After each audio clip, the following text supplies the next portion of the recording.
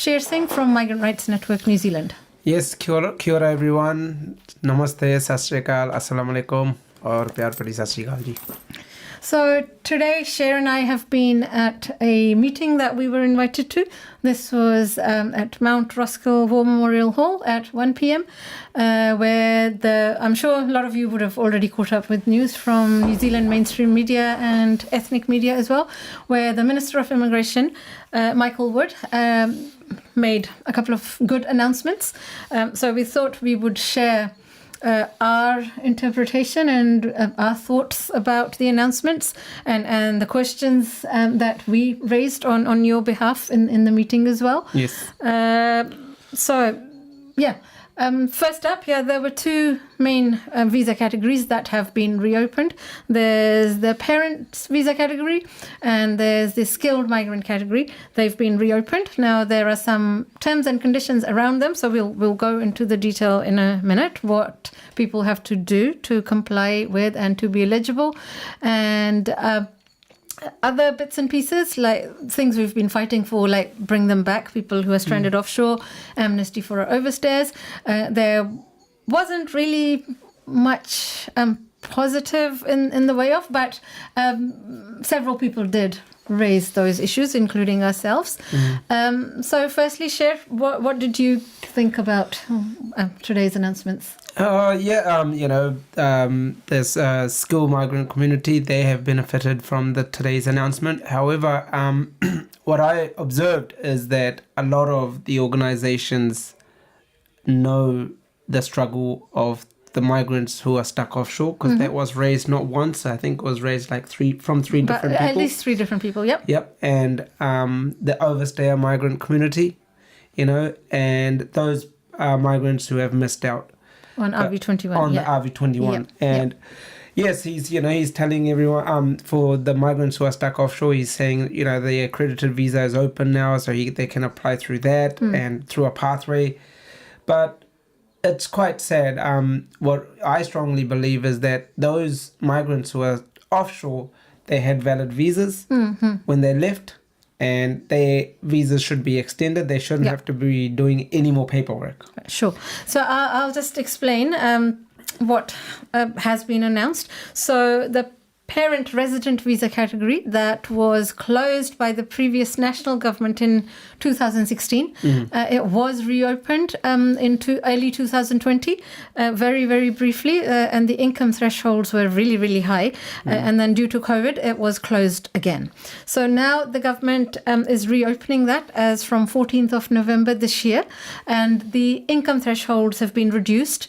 Before it was double the median wage, now it's 1.5 times the median wage, and they've also made a provision whereby two people's income can be joint together to sponsor a parent.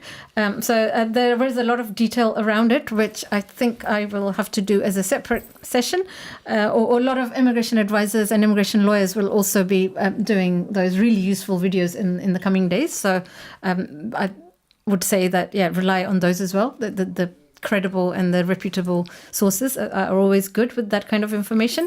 So what it means is, and they have also increased the quota. It was 1,000 applications per year. Now they've increased it to 2,500. And as we know, there are thousands and thousands of parent resident visa applications or expressions of interest already in the pool. So those will also, people have the option of either withdrawing and getting a refund or continuing with those. That was my understanding. So from 14th of November, those EOIs will start getting lifted, and then they're saying that after that, every 3 months, there'll be selections from the EOI. So that's the parents. So that provides certainty for migrants who want their parents to come and join them. And I know a lot of parents would already be here on temporary visas, visitor visas, and what have you. So that's, I think, is welcome news. That's very good. And it's good that they've lowered the income thresholds. Yes. I would have liked to have seen it lowered further, like just median wage, whatever someone earns, it should be enough. But okay, it's lower than it was before, so it's a step in the right direction. And also there are already concerns. I was listening to some of the other immigration advisors who are more experienced in the field, they suspect that it could take up to 4 years still for people to get through, because now Immigration New Zealand is already quite backlogged with visa applications. This will add more to that backlog unless Immigration New Zealand puts more resources into all of their operations, and so that visa applications are dealt with in a timely manner. The other announcement that was made, which is actually beneficial to many more people, is that the skilled migrant category resident visa, which was suspended as we hit COVID in 2020, is reopening from 9th of November this year. Yep. So it will reopen with exactly the same eligibility criteria as we had before COVID. So 160 points required. And like you need to have valid IELTS, you need to have points for your qualification, your work experience, age, and all. It's exactly the same as before.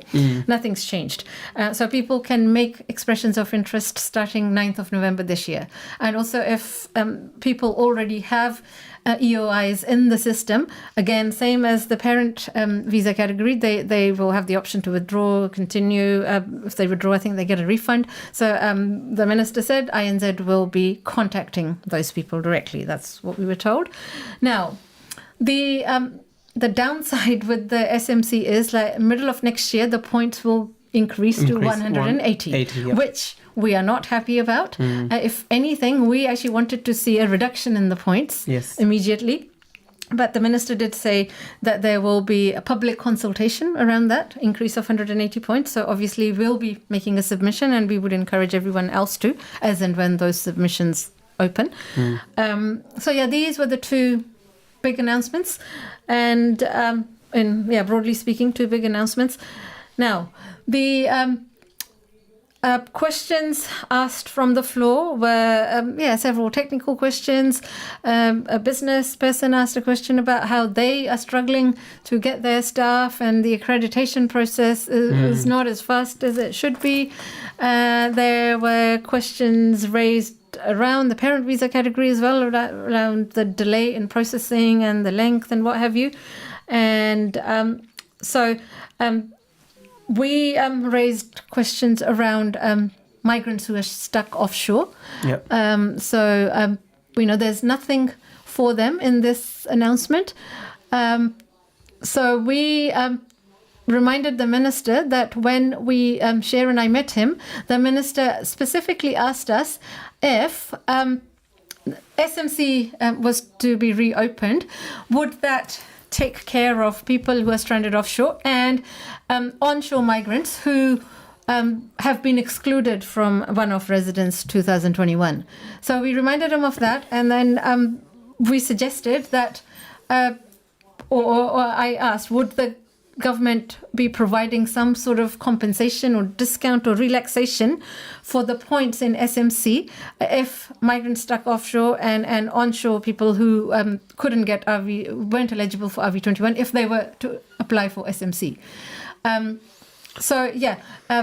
His reply was not satisfactory. He said, that's not how policies work. You either in or out. And at this stage, there's nothing being discussed about giving offshore stuck migrants and onshore excluded from RV21, giving them any form of compensation with the SMC points.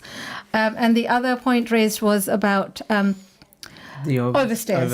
Overstairs, yeah. We said, someone before us had already presented the issue so well, and it was exactly what we were thinking and what we were going to say. So I kind of just added into the same box. So an elderly or middle-aged Indian gentleman. I'm sorry, I didn't get the time to catch up with him. I don't know. I've never met him before, and I don't know who he was. But he made such a good point about overstairs. He was like, they're already working. And they're working under the table and living a precarious life. It makes absolute sense to give them work rights. And they can then work with dignity and with respect and add to your treasury income. They'll pay income tax. So why wouldn't you do that? Exactly. So I just added to that. My friend over there's already said that, and we totally tautoko that, and that's what we would like to see. And we weren't asking for residence or anything for overstayers, just some work rights, legal right to them, stay in New Zealand. let them work lawfully and then stay here lawfully. And if they are able to put themselves on a pathway to residence, then they can do that if they're eligible.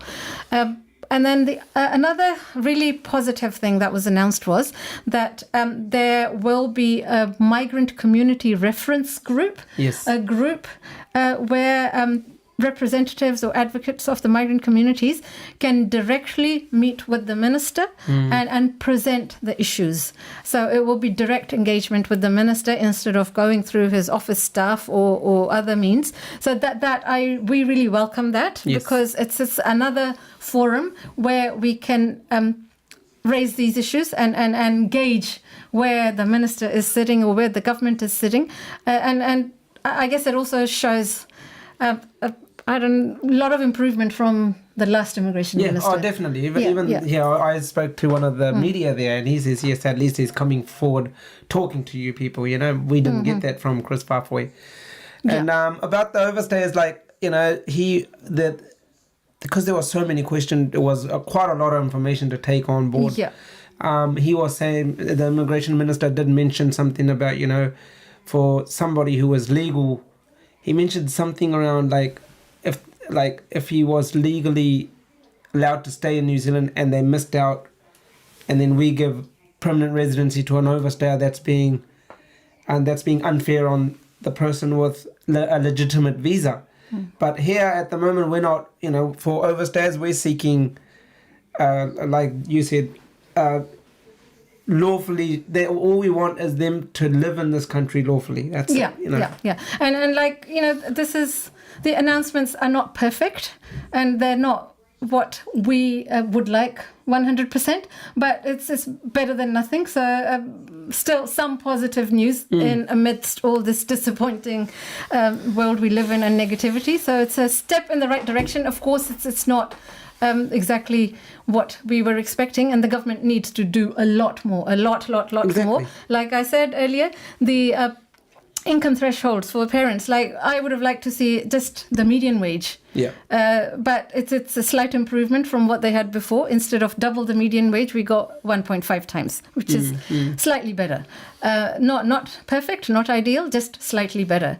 What else? The skilled migrant category, again, it would have been better for the government to include those who have been excluded from RV21, onshore and offshore.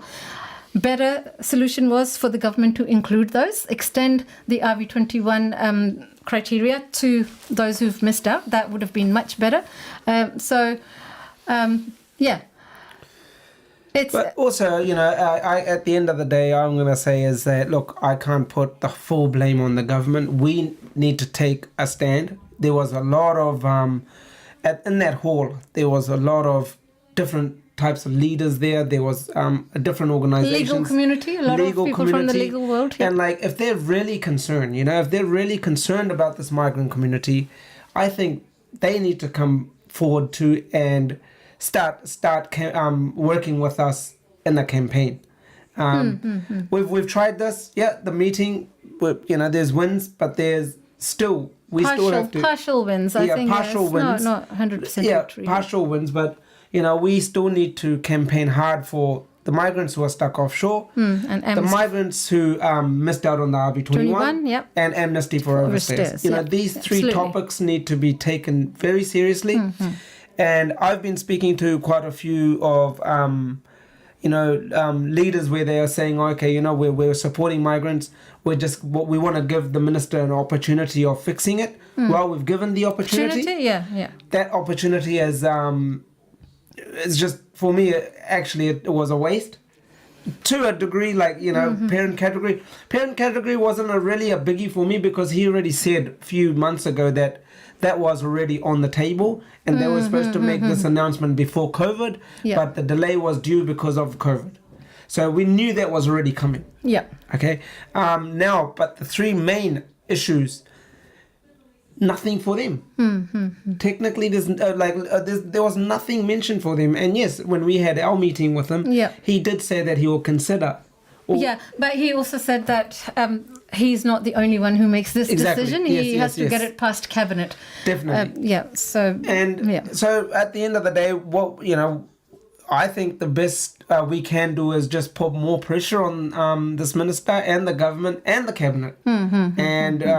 We need to start a campaign as soon as possible and just start bringing everyone together, and especially those who are onshore that have missed out on the RV21.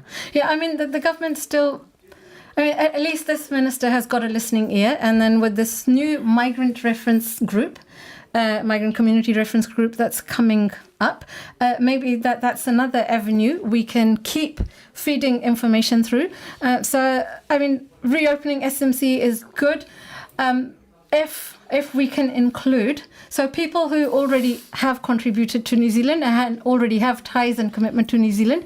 By that I mean people who are stuck offshore and people who have been excluded from RV21.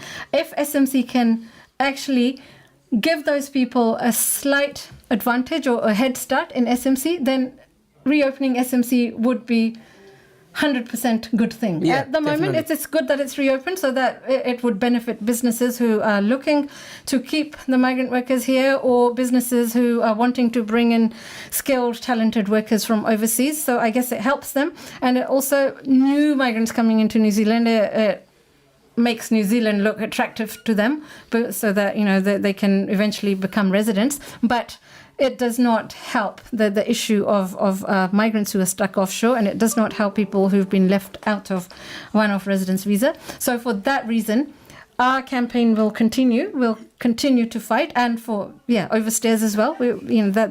There's been no solution provided for overstayers, and it was actually quite sad to see. There was only, apart from us, there were only 2 other people who raised the issue of overstayers, and I did not see any other communities there representing their overstayers or stepping up and speaking. So maybe in future with this migrant community reference group, maybe that is a better forum for people to discuss these kinds of things. A big public meeting with lots of media there can be intimidating for migrants themselves as well. So let's hope the upcoming new group is a better forum and it yields some good results. I really like one thing that the minister said. Look, you can't, about exploitation, you cannot blame the migrant. It's all the employer's fault, and he made that very clear. And we can. But it's also the policy fault. He needs to admit to that. To acknowledge that. He's still attaching the visas to employers, which is a big cause. But other than that, I think his, exploitation is, they are taking this very seriously. So at the moment, I think the highest ratio of migrants who are getting exploited are the overstayers. And that was mentioned by the other speaker that I told you about, the Indian gentleman, and he did. And Mandeep Singh Billa, who raised almost identical questions to ourselves. It was mentioned by others too. And like I said, the fight goes on. So what we will do in the coming days is we'll get our heads together as a team and see what we do next.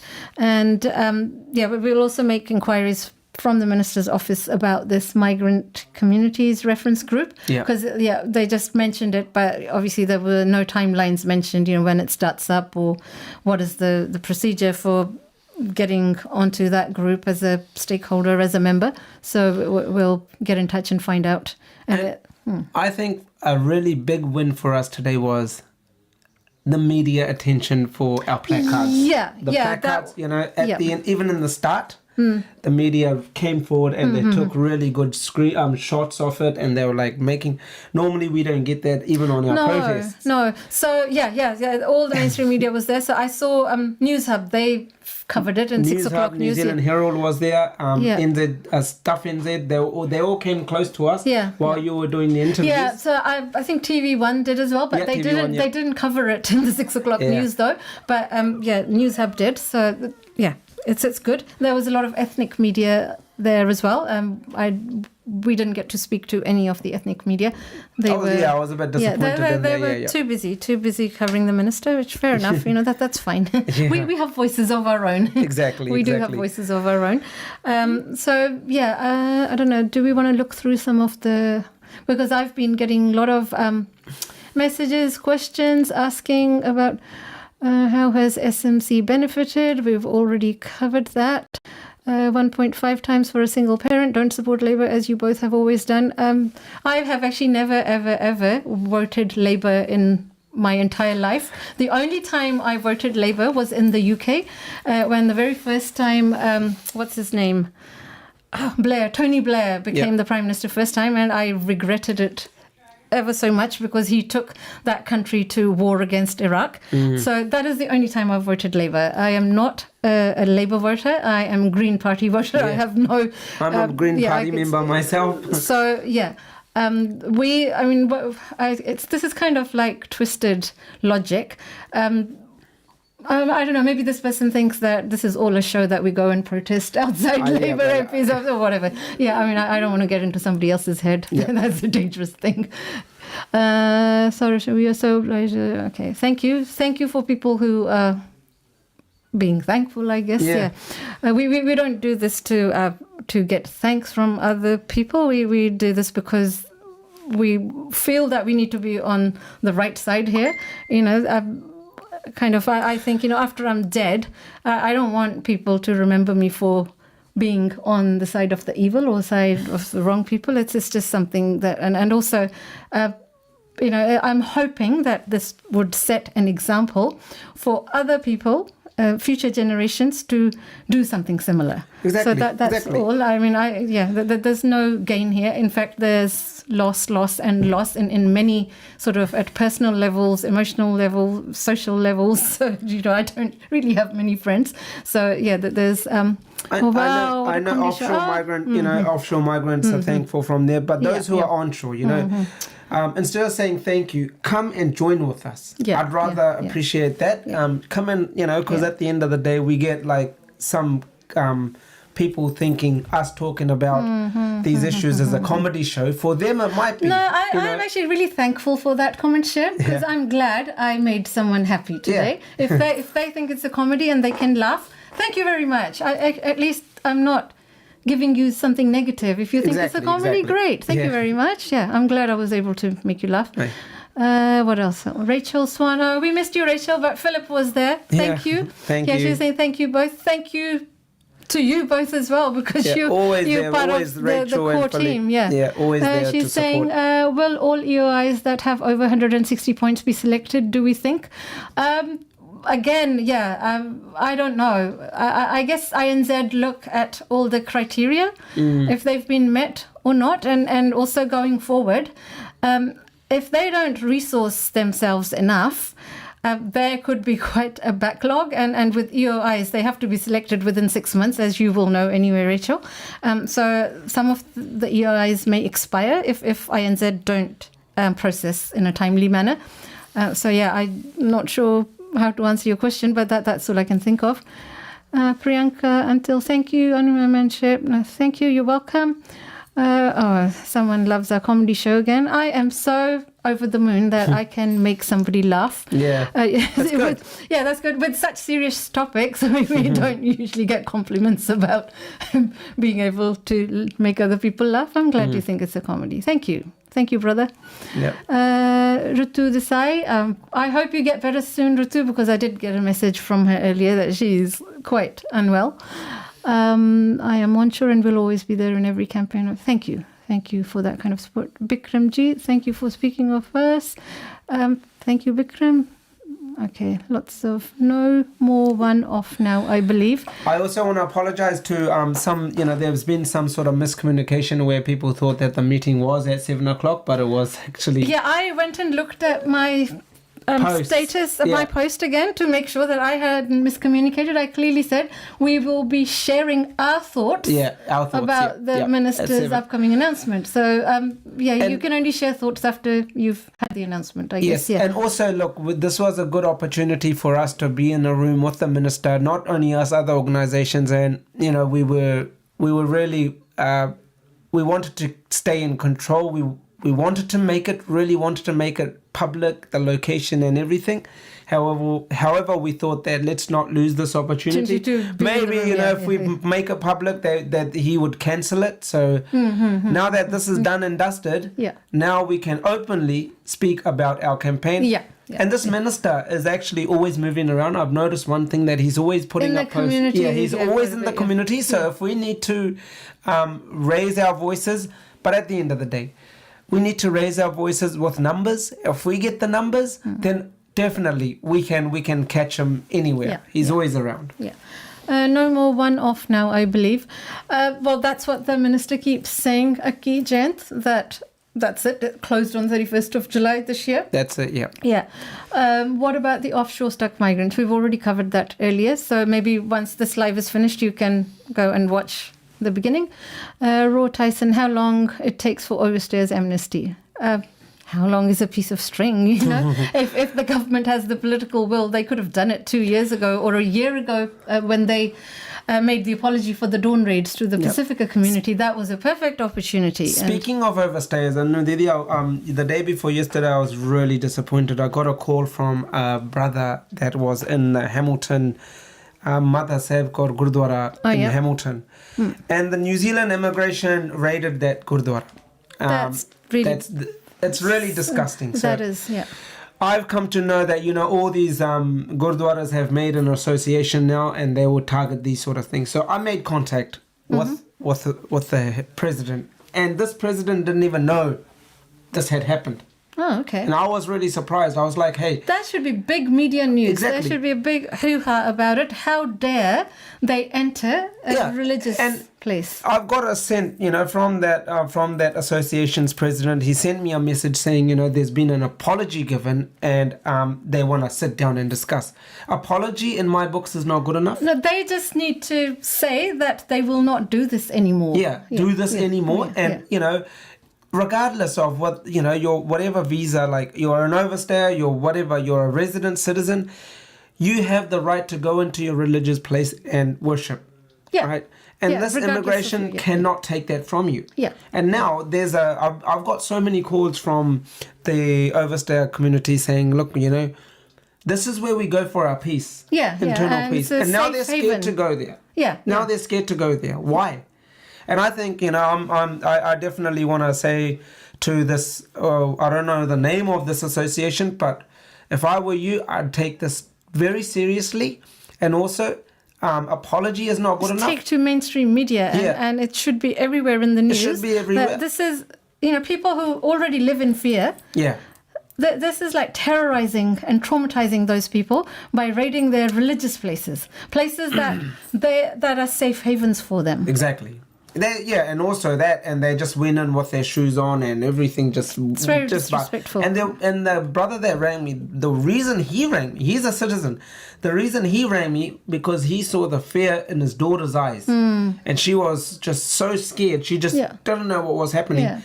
And he rang me and he says, brother, this is what's happened. And I think, I'm making a request to whoever the president of this organization is, of the Gurdwaras, to take a hard step, and apology should not be acceptable. They need to make a promise in writing, in public, that this sort of thing will not happen again. So exactly, people should be able to go about their personal matters like religious beliefs and faith without any fear. Exactly. People should be able to live their lives, at least for that part, without fearing what's going to happen to them next. And this can actually be quite a turning point for amnesty for overstayers if that Gurdwara, that Sikh temple, deals with it strategically. Exactly. It's a good. They could use it as an opportunity to make a plea to the minister. Make a plea. And so from here on, like Anudidi said, we will definitely have like what the minister has announced now. It'll all come in writing. There'll be further detail. Further details. There's already some on Immigration New Zealand website, and immigration advisors and lawyers, they've already had circulars about the amendment, so I need to sit down and read through everything, and then I'll be able to drill down further. So this was just like the big overview of what's been announced, and there is lots of details. And I've had a lot of contact from people wanting to apply for SMC already, so it's not reopened yet. It's in November, 9th of November, and the parent visa category is 14th of November this year.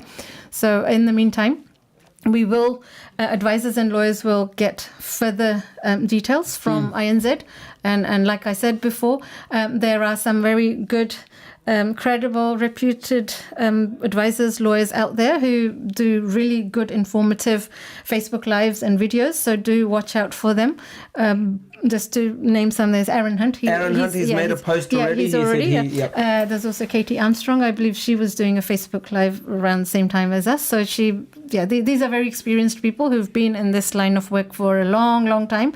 So they will give you the further detail around that. We will also do another Facebook Live, but this was the overview, and we're more focused on people who've been left out again. That's like the bigger concern for us, people who are still not getting the positive news that they so deserve. At the end of the day, for migrants that are stuck offshore, if somebody is saying to them that, look, there's something coming, nothing is coming. Not from today's announcement. There's nothing coming. He's just saying apply for the accredited employer work visa, get a job offer, do that. And it's really hard. It's a really long and it's a very hard process. I've been getting calls. Yeah, I was actually interesting. I was talking to someone from within the Punjabi community, and she was saying that it's very strange that we have all these people who are stranded offshore, and then we have huge staff shortages here in the workforce. And she was just saying, like, even if you look at just one community, Indian community, there are thousands and thousands of businesses who desperately need the workers, and yet they are not coming forward. So even if like one business supports one worker that is stranded offshore, we could very easily and very fast take care of all of those people. And yet, no one is coming forward. And she said she tried herself and approached those employers. And my response was that maybe those employers then have something to hide. Exactly. And they fear that they would not get accredited. Obviously they don't have a very good past record, or maybe some other reasons. Also the migrants and those migrants who have missed RV21 onshore, there was nothing for them. So I guess there's SMC for them now. SMC, I strongly believe it's not good enough. It is okay, but not good enough. But then if you really, if you guys are really seeking RV visa for you guys, you need to come forward. And it's just, the government is making use of us, just, keep on campaigning with small numbers.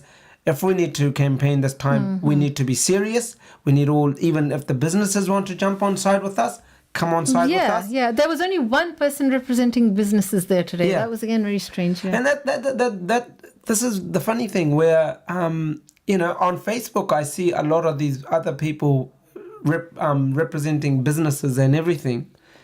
But today, there might have been more, but there was only one person who asked the question. Asked the question. But I know one person that's always talking about businesses. He wasn't there today, and I was quite surprised. I was like, this was a good opportunity because at the end of the day, the root cause is the same. Those migrants stuck offshore, they can be very helpful here. Amnesty for overstays. They can pay taxes, they can help towards the economy. But we'll stay in touch and we'll make an announcement, but it'll have to be very, very fast. Make an announcement of how we're going to run a campaign. Sure. We'll have a meeting about that and we'll share the details very fast. Sure. So watch the space. I think we've answered all the questions. You Peng saying any opportunity to extend expired work visa in the future? I am not sure what you mean, Yu Peng. Usually you have to apply for another visa before it expires. So I'm not entirely sure what your question means. Okay, I think that's all the points covered. And like Cher says, watch the space. We will soon, in the coming days, share with you what the team thinks we should be doing next. And you can also keep messaging and emailing us with your ideas, thoughts as to what you think should happen next to put more pressure on this government and to get the minister to listen. Okay. Yep, no worries. Thank you for watching, guys. And yes, like Didi said, watch the space. We'll put up announcements or pages, posts about our next meeting. We'll definitely hold a room meeting where we can discuss ideas. Please attend that meeting, because this is where we can listen to you. What are your ideas out? How you want this campaign to run? Bring your ideas forward. Last week's meeting when that happened. Yeah, there was a really good turnout. So for those who turned out at that meeting, come forward when we just send another invitation. All right. Thank you. Kia ora, everyone. Good night. Good night.